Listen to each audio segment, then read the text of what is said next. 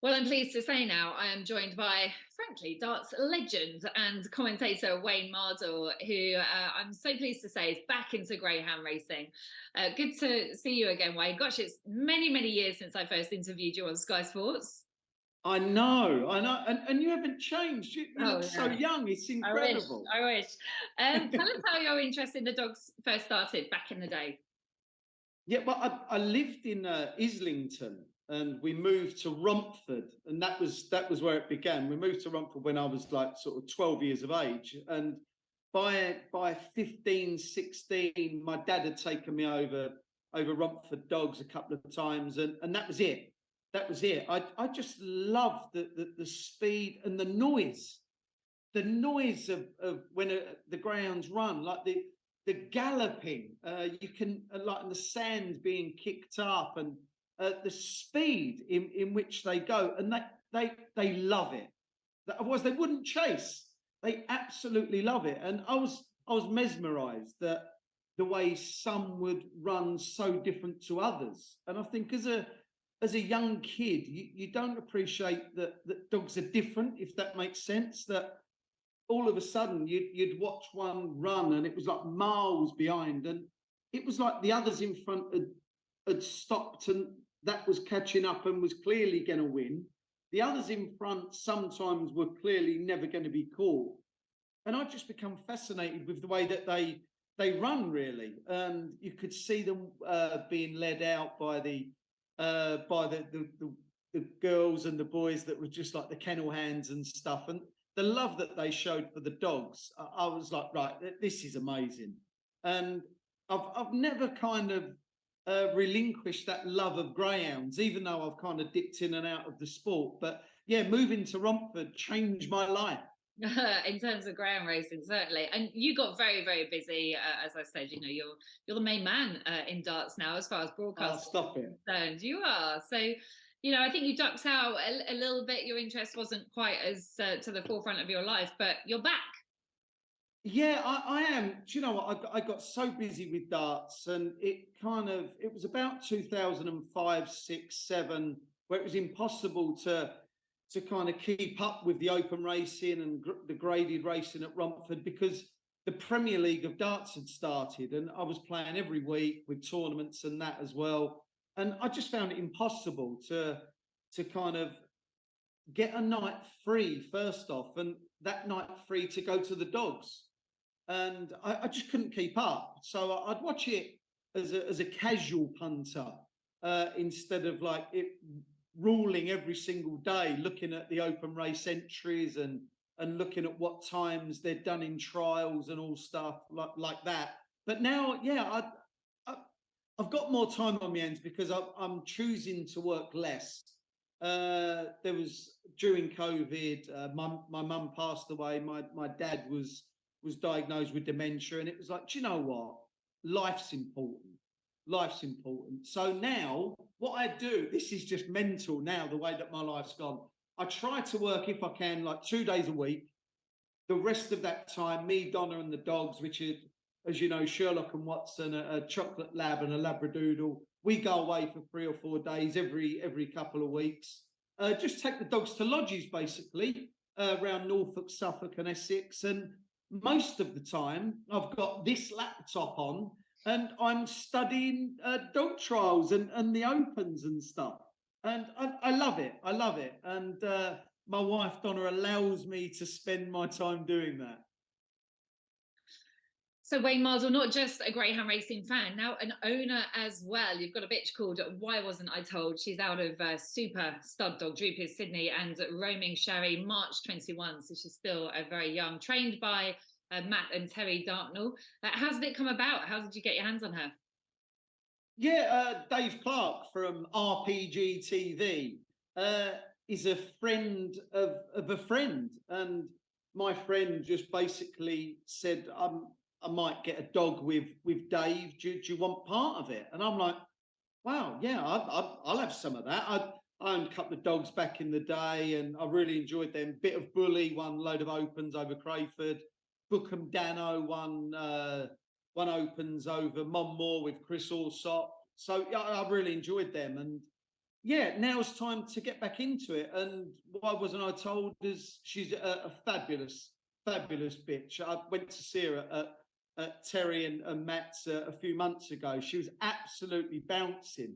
And I was just holding the lead a little loosely. She was at the time like 33 kilos. She's a big bitch. I like her, and she's got such a little personality on her. And Matt just said to me, "You might want to hold her a bit more than that. She's ready to run, you know." I was like, "Oh right, okay."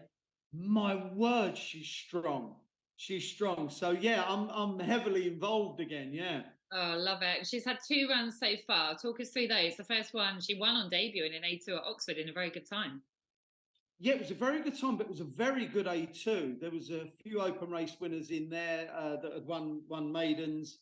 The If I remember rightly, to lead was going to be a bit of a chore, but we knew that Why Wasn't I Told had pace, but we didn't realise that she was going to do 4:08 sectional, which is lightning, absolute lightning.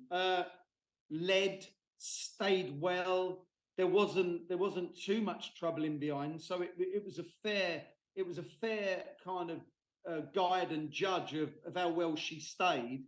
Led by 2.5, I think, by the back straight, and saw that home. Maybe even by sort of 3.5, and a real good run. I was on, but not for a lot. Not for a. And I'm not a huge better. I've had big bets in my time, mainly on Westmead Merlin back in '96. But anyway, we'll go there later.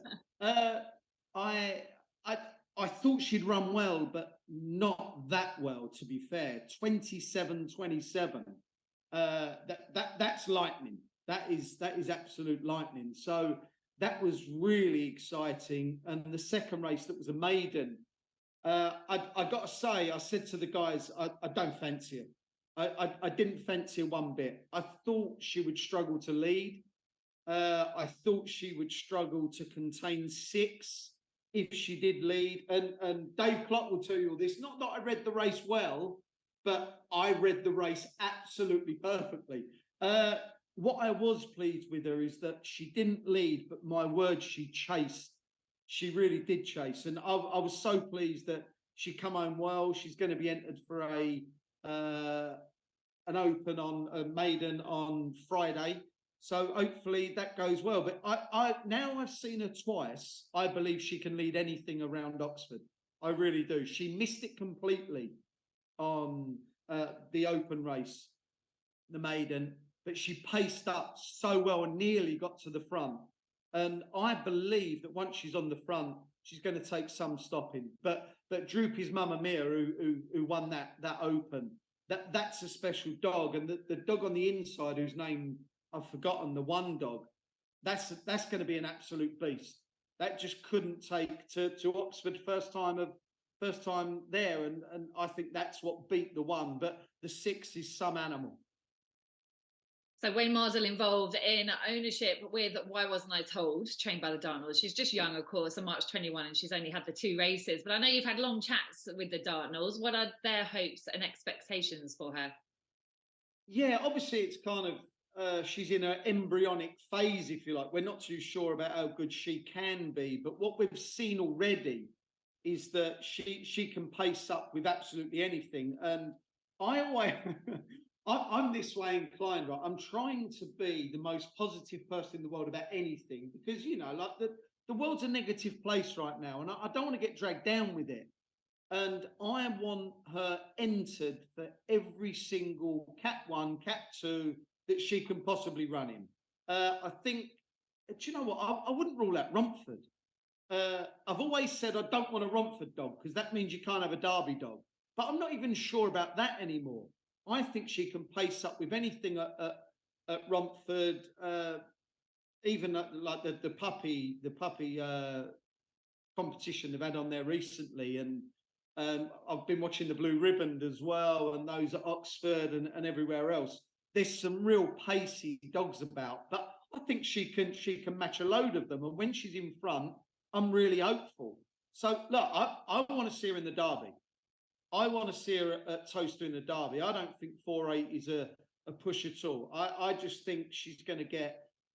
I would like to see another half a kilo, maybe a kilo on her. But if a natural weight, racing weight is 31 and a bit, then so be it. But I really like.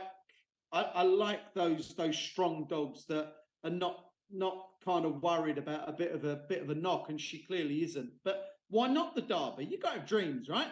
God, and with early pace, yeah, why not? She is quite a big girl, middle runner, I'd say. Would you agree with that?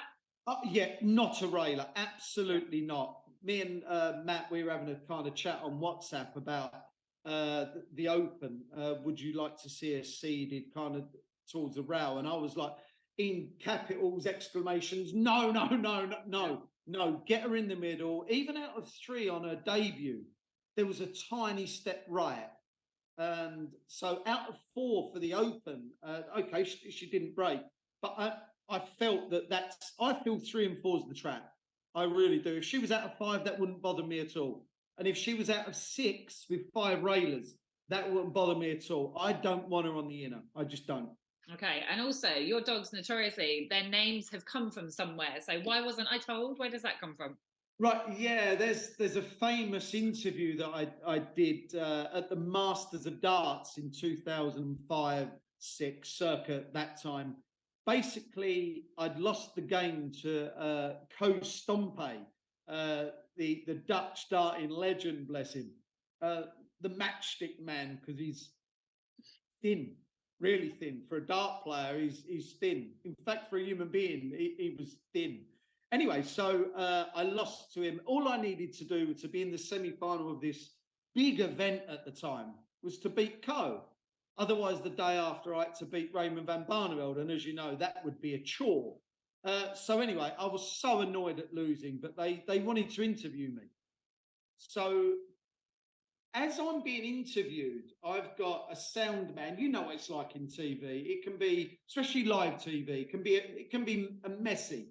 So I've got the sound guy with his hand up my shirt. He's got his another hand down my trousers, putting a sound pack in, and he's filtering this my ears in that had a connected mic into my ear and everything else. And he's doing this as the interviewer is asking me questions.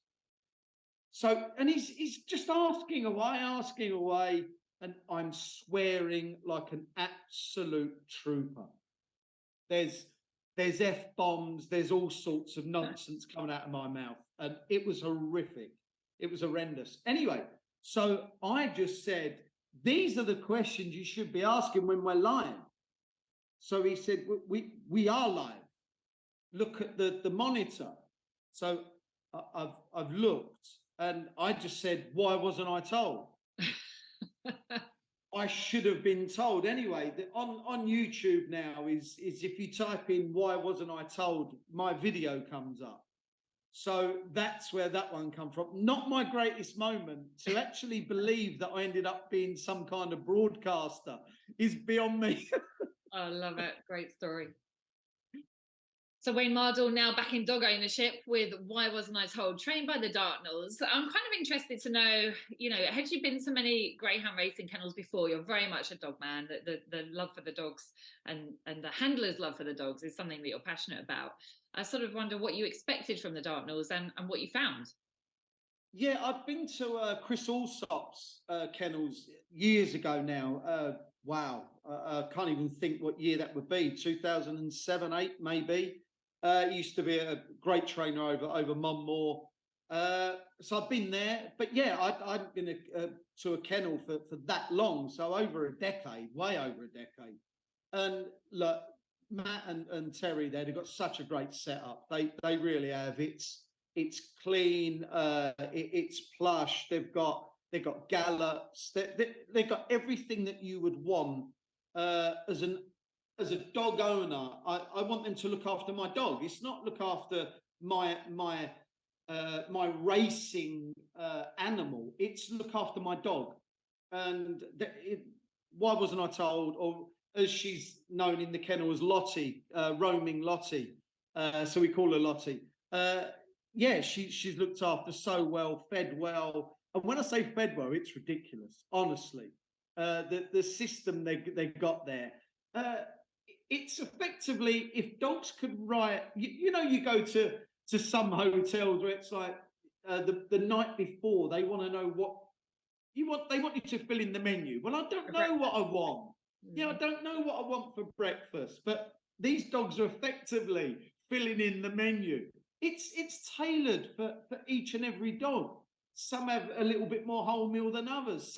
Some have more water than others. Some have more kibble. Just some have more and less of whatever they need or want, or what they like, basically. But yeah, it was so good there, and I know she's in good hands, and that makes you feel good as well. Wayne Mardle, back in greyhound racing. Look, I think it's fair to say, for those of us who follow you on social media, first and foremost, you are a dog lover. Your two dogs you've got at home, Sherlock and Watson. Obsessed? Would that be fair? Possibly. And I'm classing myself as obsessed with my own pet dog as well. Yeah, you are. So am I. You absolutely adore them, though. And I actually saw you at the World Championships. We were both working for Sky, and I did say to you then, when you're going to add a pet greyhound to your pack, but it's on the cards. Yeah, it is. Look, we know that greyhounds, if they're racing when they're 5, they've had a long career, and after that, yeah, I will take on Lottie. Why wasn't I told? No doubt, absolutely no doubt. And my wife and I have said that 3 dogs is a lot. Look, we've got a 6-year-old chocolate lab.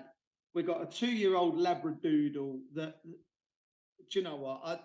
Life without them, can't even think of it. But life without them would be so dull. It'd be not. I'm calling my life boring if it was just me and my wife. I'm not calling Donna boring at all, even though that's really how it's coming across. Life would not be the same, and I want to take on a greyhound because I know what fabulous pets they'd be. I know what dogs I've got at the moment. They would all get on like house on fire, and my life would be complete. And that look, in an ideal world, I would have 1 million greyhounds just running around. It's a story for you. This is absolute fact. I'm not embellishing it at all. This is how much I love greyhounds and dogs in general. I had a fair-sized bet on James Wade to become the 2021 Grand Slam champion. I backed him at 40s, and it was a chunky bet. It was for me, it was chunky. Anyway, he was playing Jose de Souza in the final, and everyone was getting a little excited for me as well. And I said, right, this is what's going to happen if I win this bet. It was all fantasy, but this is where my mind is at. I'm letting you know this. I said, right, I'm going to buy the island of Madagascar, and I'm going to turn it into, right, I know it's rubbish, I know, but this is where my mind is with dogs and greyhounds and everything else. I'm going to turn it into a sanctuary for every dog in the world that needs homing or needs a cuddle, needs love. So they've got their own place on earth. So us humans can't do any ill to them. All we're there for is to love them. Anyway, I'll help you run it if you want. Yeah, exactly. And the people I was telling, they were looking at me like Rod Studd and you name it, all the other commentators, Mark Webster, John Park, looking at me like I was a lunatic. That's my heaven, and I want to be around dogs. I really do, because do you know what? They don't judge. They don't create no hassle in this world. It's us. It's us. We're the problem. Well, Wayne Mardle, dog lover and greyhound racing fanatic, I think it's fair to say now. I've heard a rumour you're potentially buying another dog with Michael Smith after a certain piece of commentary from the World Championships that has gone viral. Before we talk about the dog, I just want you to, now you can hopefully Spake, talk us through that leg of darts. Yeah, look, you don't know what's going to hit a good nerve with social media, because that's what creates the virality of something now. It's just incredible what makes news and what doesn't. The leg of darts in question, to to the casual viewer, it's like it was amazing, but it's something that maybe happens once in a while. I have literally played darts for 40 years at a decent level sometimes as well. I've never seen anything like it. I've seen a player at 180, 180 and followed with 180, 180. I've seen that a few times. But believe it or not, even that has only happened on TV once. And that was in 2013 when Phil Taylor and James Wade played in a final of the World Match Play. So that's how rare that is. But let alone Michael Van Gerwen being on a 9, Michael Smith on a 9, Michael Van Gerwen missing double 12, and Michael Smith hitting double 12 for the 9. That has literally never been seen by anyone that I've ever spoke to, because I've just been spouting about it constantly. Have you seen it? Have you seen? Which is why the commentary basically goes, that's the best leg of darts you'll ever see in your life. And it will be. It may never, ever happen again. It's a bit like when Van Gerwen hit the 9 darter in 2013 and then nearly hit another one back to back. We've never seen anyone get close to that on TV. I believe the leg of darts we saw from Michael Van Gerwen and Michael Smith in that world final will probably, in my lifetime and yours, never ever be repeated. It was that special. It so really was. was. To say you weren't prepared for it. Did you mean to say I can't speak, or was it meant to be I can't speak? No. Basically, there's a guy called Mick Morgan that is a famous. Yeah, he's a famous rugby kind of commentator for Castleford back in the day. And I watched his video about 10, 12 years ago, and he said something like, I can't speak. And he couldn't actually say the word speak right, which was funny.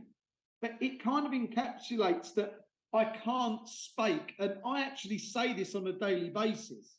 When my wife is she says something that I can't believe, rather than give it, I can't believe that, I give it, I can't speak. I can't speak. And when there's no words, it absolutely works. And I can't speak has gone viral. But the commentary of the whole leg, from a personal point of view, was very, very good. Stuart Pike, he did his bit, he set me up, he took it, he run with it, and you hand it back in commentary. That's what you do. And as the leg went, it was perfect. But what a match of darts, what a leg that is going to go down in history. Not because of me, because of them. So the infamous piece of commentary from the Darts World Championship that sort of culminated in Wayne Mardle saying, I can't speak, that sounds like a good name for a new dog. And Michael Smith, who has nothing to do with greyhound racing, is actually quite up for getting a dog with you. He is, yeah. I asked him on the off chance, Michael, do you fancy co-owning a greyhound with me? And we're going to call it I Can't Spake. And he loves his rugby union anyway.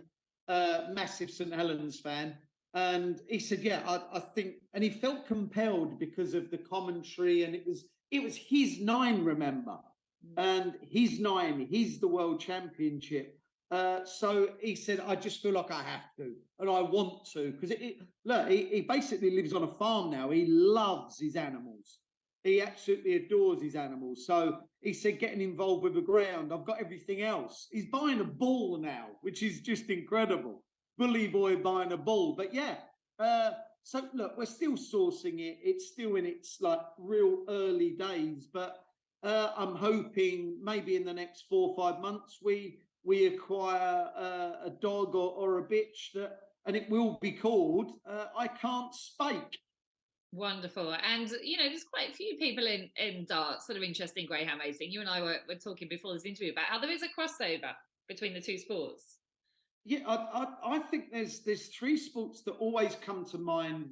There's snooker, darts, and greyhounds, hall as well. boxing in a lesser extent, where we deal with a lot of the same sponsorship, which means a lot of the same-ish people, and we're all kind of from a working class-ish background. And I believe you gravitate to that. I've dabbled in horse racing, but that was way too much for me. That was wow, yeah. The monthly expense was dear, but then you start to get to the veterinary bills, and it's like I can't afford this, right? So we'll get out of that.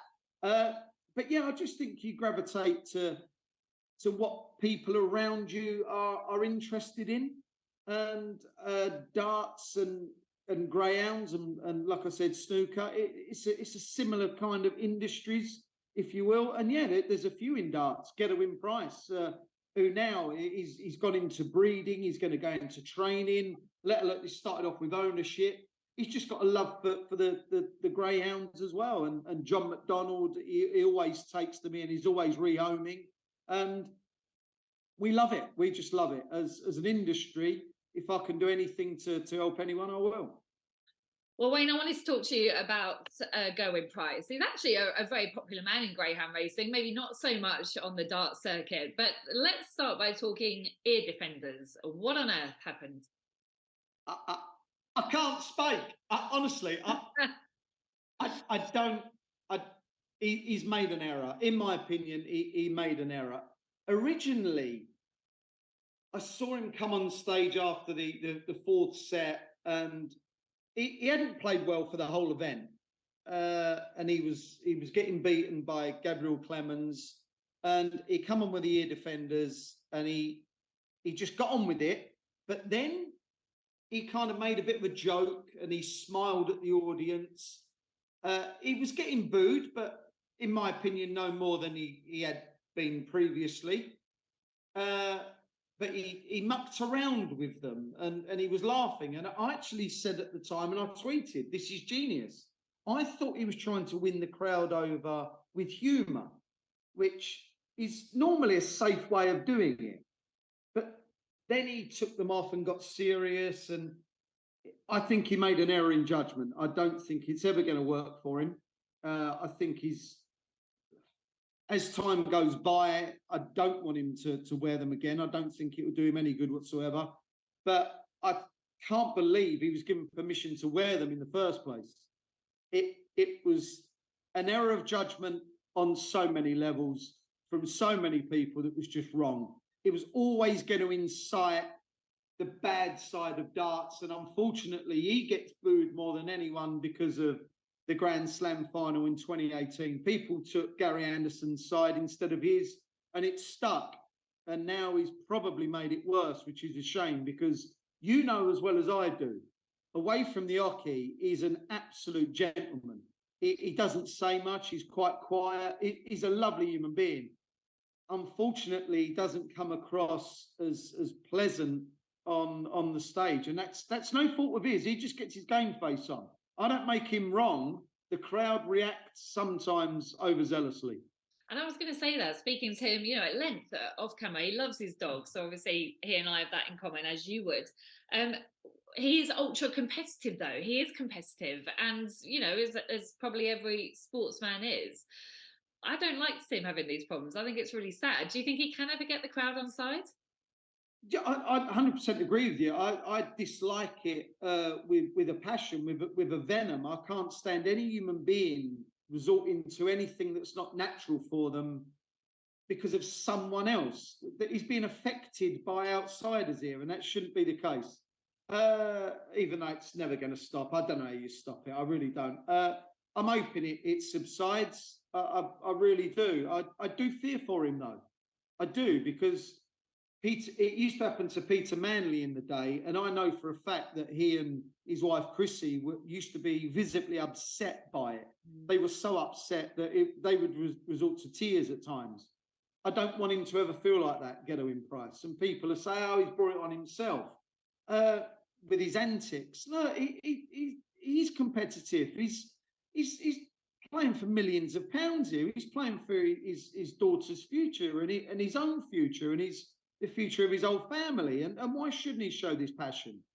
unfortunately, there are a lot of idiots out there that don't see it the way that maybe sports fans should.